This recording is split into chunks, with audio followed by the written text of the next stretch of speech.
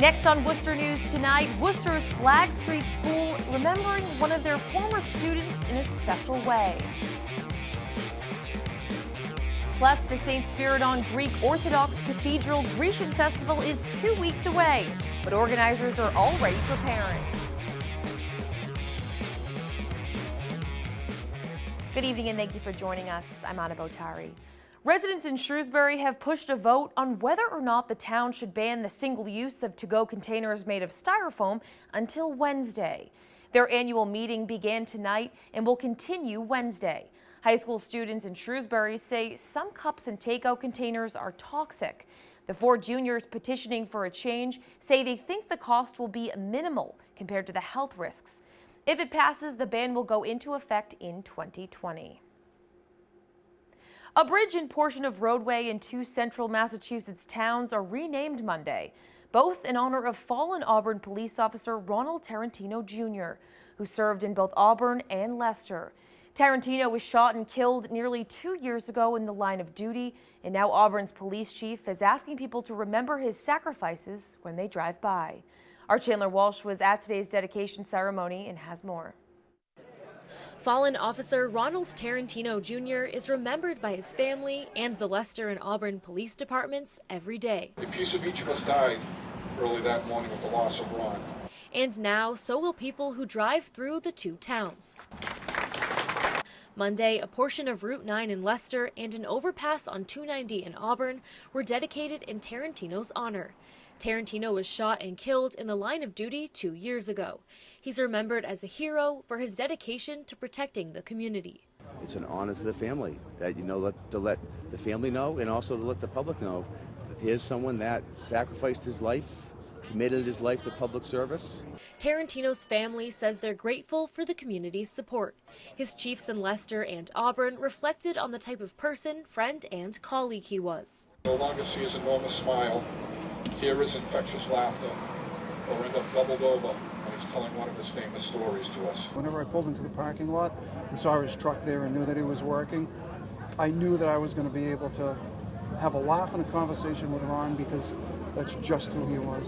Tarentino's death at the hands of a career criminal has also sparked change in the region. A recently passed law has made it a felony to assault an officer in the state. And elected officials promised officers in attendance they'll continue their work. Just because you put on a police uniform shouldn't make you a target. Doesn't put a bullseye on your back. That's not right. And they're out there protecting us. We need to be out there to protect them as well. Chandler Walsh, Worcester News Tonight. Worcester's Flagg Street School is honoring one of their former students in a unique way. The school unveiled its new mascot logo, Jay the Hero Lion, in honor of fallen Worcester firefighter Jay Lyons. Lyons attended Flagg Street School in the 1970s and dreamt of becoming a firefighter. He went on to graduate first in his class at the Fire Academy and joined the Worcester Fire Department. He lost his life in the cold storage warehouse fire. The school already has dedicated a section of its library to him, featuring shelves of books about heroes. Leicester police warning residents tonight of a bear sighting in a residential neighborhood. Police shared this photo a resident took of the bear. It was spotted in the area of Leicester High School and Highland Ave. Police sent out an update on social media tonight, saying environmental police have given them the clear for now. They were able to move the bear back into the woods deep enough so it no longer is wandering the neighborhoods. 11 people are displaced this weekend when a Worcester complex caught fire. The second alarm fire broke out around 8 p.m. Sunday on West Boylston Street. No one was injured, but several businesses were damaged. The Worcester Fire Department says the flames were quickly extinguished and the fire was contained to one side of the building. The 42nd St. Spiridon Greek Cathedral Grecian Festival may still be 2 weeks away, but preparations have already begun.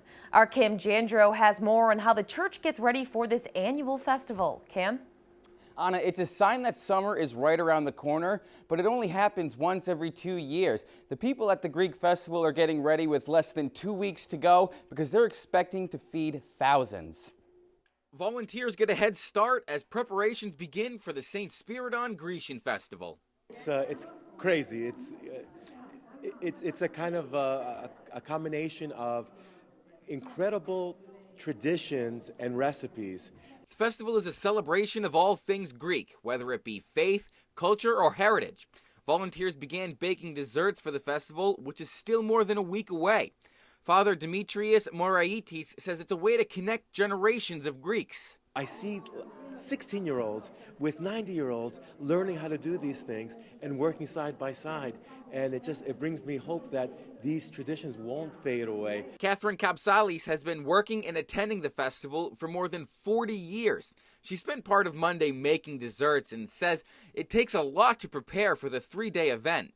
We've already started actually several weeks ago prior to today.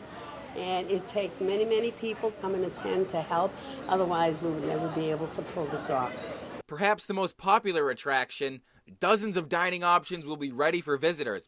For Father Moraitis, there's no greater joy than sharing a meal with someone.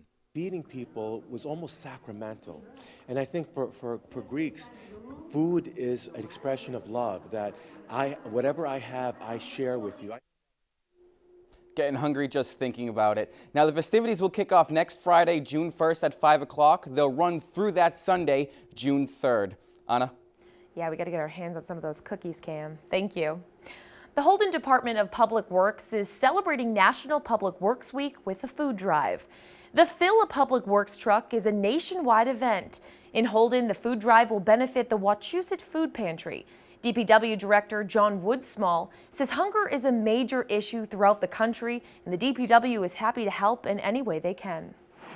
Just a way for us to kind of bring some publicity to Public Works in and of itself. It's often a lot of people refer to it as a silent service of first responders, and that's just what we're trying to do, is to give back to the community a little bit. Non-perishable foods can be dropped off throughout the week at Town Hall on Main Street or the DPW garage on Adams Street. Hot dogs or pies? Which fan favorite is more popular in Worcester? 2 longtime Worcester companies are taking part in a friendly competition to find out. And the winner will determine the name of the Worcester Bravehearts for a day. Our Brittany Schaefer has the story.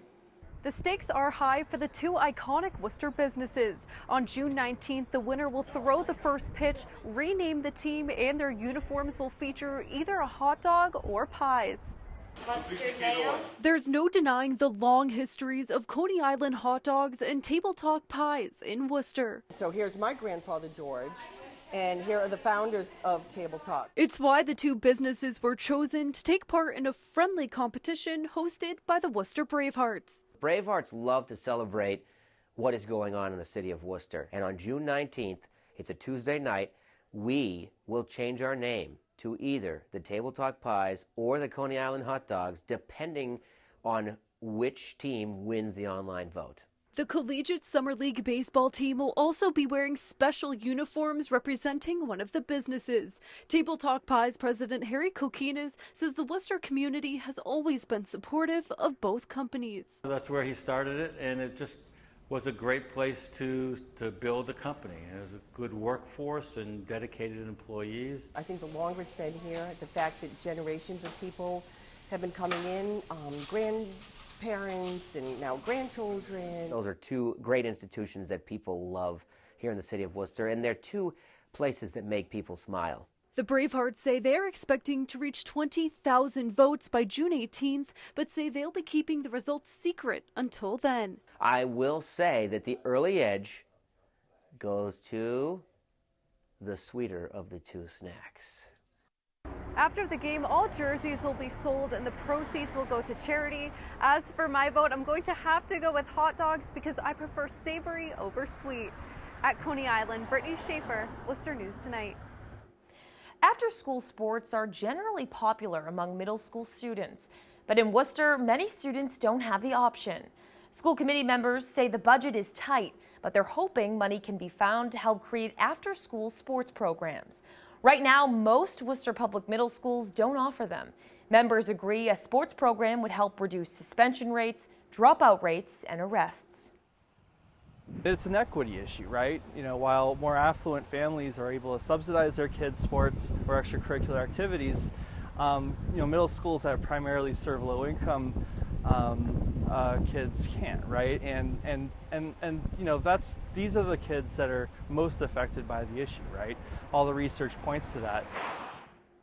The school committee has asked the administration to prepare a budget estimate for establishing a system-wide middle school sports program for the coming year. An Assumption College field hockey player getting a surprise this weekend while practicing at her high school field. Shannon Quinlan says she saw, quote-unquote, a big guy practicing on the field and thought it might be Rob Gronkowski. The Assumption College sophomore says she went over to say hello and then ended up playing some field hockey with the football star. Walked over, he's like, I want to give this a try, and so I gave him my stick and just showed him some basic stuff for field hockey, and he just started ripping shots. I think this opportunity to show Gronk playing field hockey is a huge way that we can grow the game because, you know, field hockey's not that popular, so I think it's really good that seeing him go back to his roots and be with his community and play field hockey and will really help grow the sport and grow the game. Well, I'm certainly jealous. Both Gronk and Quinlan went to Williamsville North High School near Buffalo. Quinlan says while her family roots are the Buffalo Bills, she's learned to like the Patriots since going to school here in Massachusetts.